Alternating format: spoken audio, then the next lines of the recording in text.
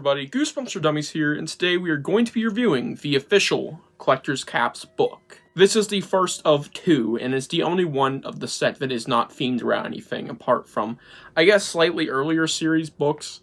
That's really it, though. The second one is themed around Christmas, and, I mean, when the hell do you think I'm going to review it? It's November. We're going to talk about it in December. And this is a review that is extremely manual.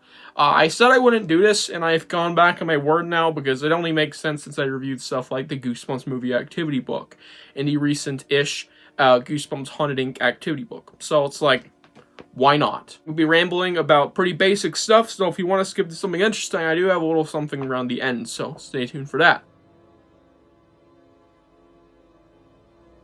And now for the blurb. They're creepy, they're scary, they're totally cool Goosebumps caps! In the Goosebumps Collector's Kit, you get 16 spooky caps featuring the art from your favorite Goosebumps covers, a heavy-duty Goosebumps slammer, plus his official Collector's Caps book, filled with fun facts and trivia about the books and about R.L. Stine. Reader beware, collect them all if you dare.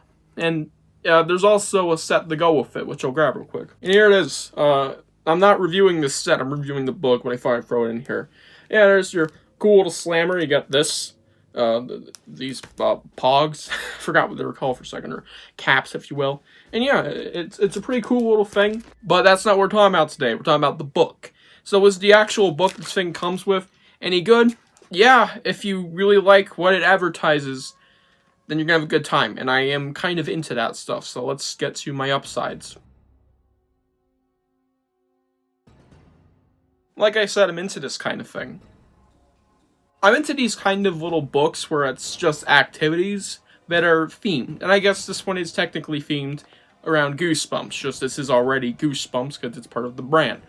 Just no other theming. But yeah, I like this little thing just for all the cool little activities you can get out of it. There's also some nice tidbits and little fun facts. A lot of the behind-the-scenes facts come from here. There's also some retconned lore of the shopkeeper from one of these books. I don't know if it was this one. I think it was, though, because I believe the Haunted Mask is in here. Let me check real quick. Yes, indeed. So that's in there. You can go read that. It's about the shopkeeper. It might give some lore. It's pretty cool.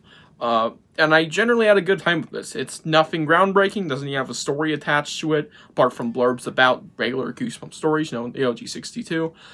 But it's fun, you know? It's a fun half hour you can spend just reading through a little Goosebumps activity book. And these are obviously, in my opinion, the superior of all the activity books. Only real thing pushing this back from being anything spectacular is the fact that I mean, what do you expect? This is the Collector's Caps book. It's just going to be a little activity book, nothing groundbreaking. Again, it's just one of those manual reviews, so I do say check it out if you get your hands on it. It's a nice little fun thing, especially if you're kind of into this kind of stuff. Sounds weird saying. I like this, just not a lot going for it outside of it being a pretty good little book. This is not going to make Giga Goosebumps ranking, by the way, so sorry. Overall, I give the book a 7 out of 10. A bland score, in my opinion, but it says what it needs to say. It's nothing spectacular, but it's still good. So, yeah, I really like this one. I will say this, though. The Christmas one, I think, is on par, but I do like the theming of that one more. We'll review that soon, though, going with more detail. And to make this review more interesting, I think I promised this earlier, I'm going to read a little something out of here.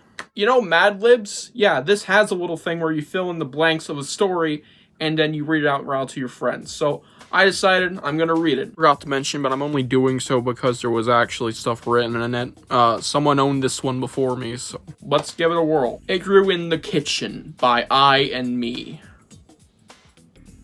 I remember when I first saw Milk. It was a dark and stormy night. My brothers and sisters were already tucked into bed, but not me. That's the time I picked to go exploring my parents' room. All I was looking for was a quick apple. When I opened the door, my eyes met with a...